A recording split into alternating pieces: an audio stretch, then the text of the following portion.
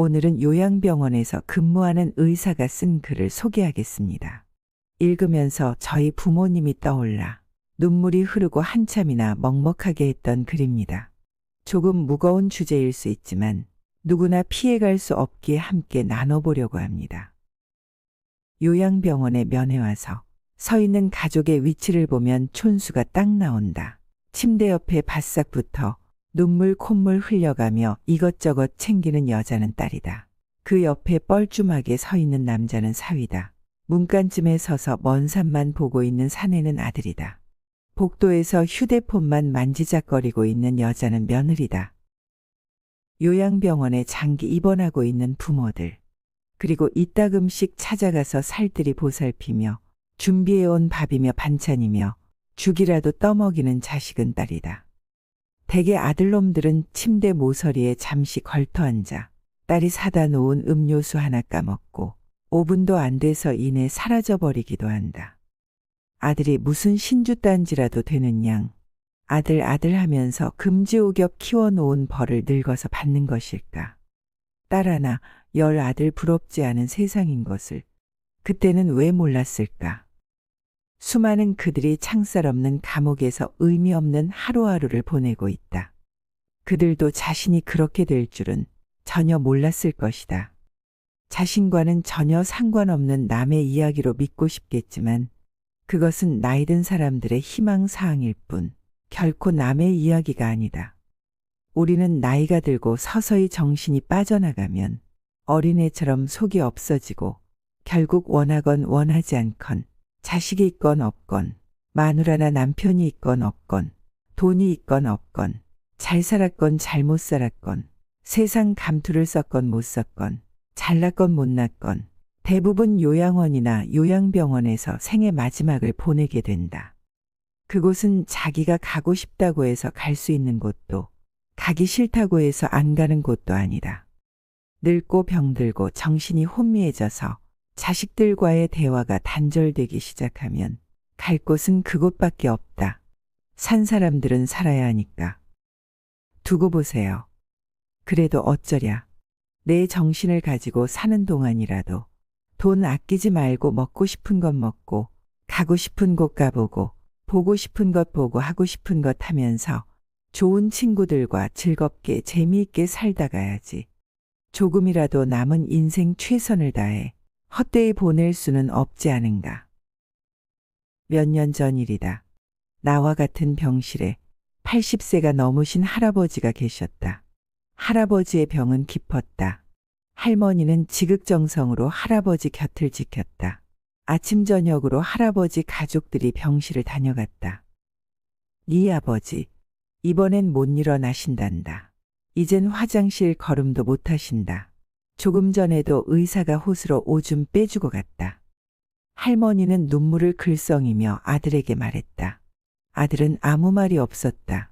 그날 저녁 할아버지 막내딸이 병실을 찾았다. 지방에서 올라온 막내딸은 할아버지 손을 잡고 한참이나 울었다. 할아버지는 말씀이 없으셨다. 막내딸은 3일 동안 할머니와 함께 병실에서 잠을 자며 할아버지를 지켰다. 아빠, 나 이제 그만 가봐야 돼. 아빠하고 같이 더 있고 싶은데 그럴 수가 없어. 김서방 출근도 시켜야 하고 아이들 학교도 보내야 해. 그녀는 울먹이며 늙으신 아버지 가슴에 얼굴을 묻었다. 아빠, 옛날 일 기억나? 아빠하고 나하고 매일 들길을 걸어서 학교에 갔잖아. 여름에 장마 때면 아이들은 잔뜩 불어난 개울물 앞에서 늘 아빠를 기다렸어. 감자처럼 작은 아이들을 한 명씩 가슴에 안아 개울물을 건네주었지. 아빠는 사랑이 참 많은 선생님이었으니까. 아빠가 학교에서 숙직하던 날 기억나? 엄마가 싸준 도시락을 들고 내가 눈밭을 걸어서 아빠에게 갔던 날. 내 발바닥이 꽁꽁 얼었다고. 아빠가 따뜻한 배 안으로 내 발을 집어넣었잖아. 얼마나 차가웠을까. 막내딸은 울음을 삼키며 할아버지 가슴에 다시 얼굴을 묻었다. 딸의 울음소리에도 할아버지는 말씀이 없으셨다. 아빠, 나 이제 가야 돼. 꼭 다시 일어나야 돼. 아빠 꼭. 옆자리에 서 있던 할머니가 막내딸의 손을 끌었다. 어여 가거라 어여. 내 아버지 다 알아들으셨을 게다. 할머니는 막내딸을 데리고 병실 밖으로 나갔다. 잠시 후 할머니는 눈물을 닦으며 병실 안으로 들어왔다. 조금 전에 나간 아이가 우리 막내딸이라오. 아버지 사랑을 많이 받고 자랐죠. 응석바지로 자라서 지금도 아빠라고 하잖아요. 이제 지 아버지 눈이나 감으면 와야지 뭐. 아버지를 끔찍히 좋아했는데 아버지 얼굴을 마지막으로 본다고 생각하니 얼마나 슬펐을까. 바로 그때 할아버지 목소리가 들려왔다. 임자, 임자. 할아버지는 가쁜 숨을 몰아쉬며 일으켜 달라고 했다. 할머니와 나의 부축을 받으며 할아버지는 한 걸음 한 걸음 창가 쪽으로 걸어갔다. 할아버지는 힘겨운 숨을 고르며 창밖을 살폈다. 창문 밖 멀지 않은 곳에 정문 쪽으로 걸어가는 막내딸의 뒷모습이 보였다. 할아버지는 오른팔을 들었다. 딸의 뒷모습을 어루만지듯 할아버지는 유리창을 쓰다듬었다. 딸을 향해 마지막 인사를 하는 할아버지의 눈가로 눈물이 가만 흘러내렸다. 우리는 나이 들어 이렇듯 요양원이나 요양병원 등 의료시설에서 삶을 마감해야 하는 것일까요? 대부분의 노인들은 내 집에서 편안하게 임종을 맞이하고 싶다고 바란다고 하는데요. 그렇다면 집에서 임종을 맞을 수 있을까요? 사랑하는 배우자나 가족들에 둘러싸여 마지막 하고 싶은 말을 전하며 편하게 죽음을 맞이할 수 있을까요? 이런 물음에 자신있게 대답할 수 있는 사람이 과연 몇 명이나 될까요? 인생을 마무리하는 장소조차 자신의 마음대로 선택할 수 없는 시대라고 하는데요. 많은 사람들이 임종 장소로 자택을 희망했지만 현실은 그렇지가 못합니다. 한국인이 가장 많이 사망하는 곳은 의료기관으로 80%가 넘는다고 하는데요. 가족들이 많아도 결국에는 혼자서 쓸쓸하게 죽음을 맞을 수도 있습니다. 이미 초고령 사회를 넘어선 옆나라 일본도 간병과 죽음이 대화의 주제가 되는 경우가 많다고 하는데요. 도쿄대 우에노 지즈코 명예교수는 집에서 혼자 죽기를 권하다라는 도발적인 책 제목에서 생의 마지막을 시설이나 병원에서 보내지 말라고 주장하고 있는데요. 혼자 집에서 편안한 죽음을 맞이하는 것이 가능하다는 겁니다. 우리나라처럼 일본 또한 혼자 사는 노인들도 급속하게 늘어나고 있다고 합니다. 주위 시선도 과거에는 불쌍하다 해서 편안해 보인다로 많이 바뀌고 있다고 합니다. 부부나 1인 독거 노인의 생활 만족도가 가족과 함께 사는 고령자보다 높다고 합니다. 한국도 이런 흐름을 타고 있습니다. 고령자라도 이제는 자식들과 함께 살지 않는 비율이 훨씬 많습니다. 우에노 교수는 이상적인 죽음은 자택에서 홀로 서서히 다가오는 죽음을 맞이하는 것이라고 말하고 있는데요.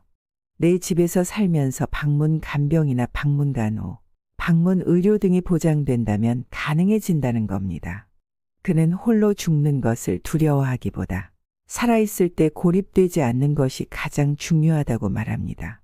익숙한 내 집에서 좋은 친구나 이웃들과 교류하며 자유롭게 사는 것이 노후의 삶의 질을 높인다는 것이죠. 자녀들에게는 부모의 임종을 꼭 지켜야 한다는 부담감에서 벗어나라고 말합니다. 그는 작별 인사나 감사의 말은 부모가 아프기 전에 귀가 들릴 때 더 자주 하고 말할 수 있을 때 더 많은 대화를 나누라고 강조해서 말합니다.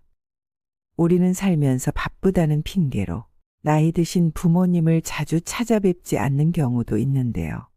요양병원이나 요양원에 늙고 병든 부모님을 맡겨놓고 돈만 내고 자주 찾지 않는 자식들도 많다고 합니다. 그러다가 위독하다는 연락을 받고 달려가 의식조차 없는 부모의 임종을 지킨다고 그저 하염없이 서 있다면 그것이 과연 무슨 의미가 있을까요? 임종을 지킨다는 것이 과연 그러한 의미인가요?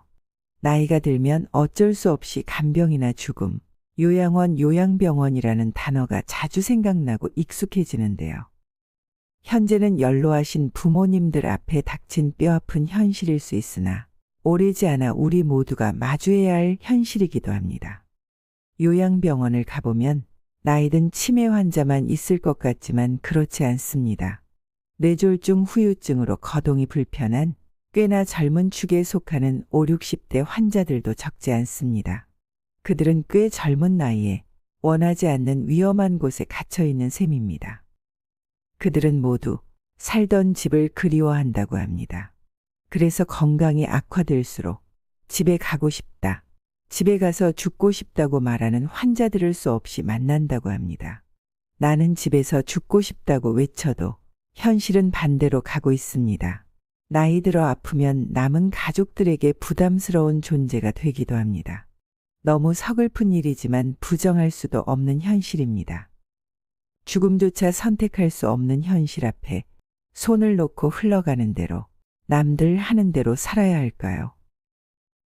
오늘은 너무나도 무거운 주제였지만 누구나 다가올 미래이기에 죽음이 더 이상 두렵지 않고 삶의 마지막이 아니라 삶의 한 부분으로서 나의 죽음이 어떠해야 하는지 깊이 생각해보는 시간이 되시길 바랍니다. 이상으로 밤을 잊은 철학이었습니다. 철학이 있는 당신의 삶을 응원하겠습니다.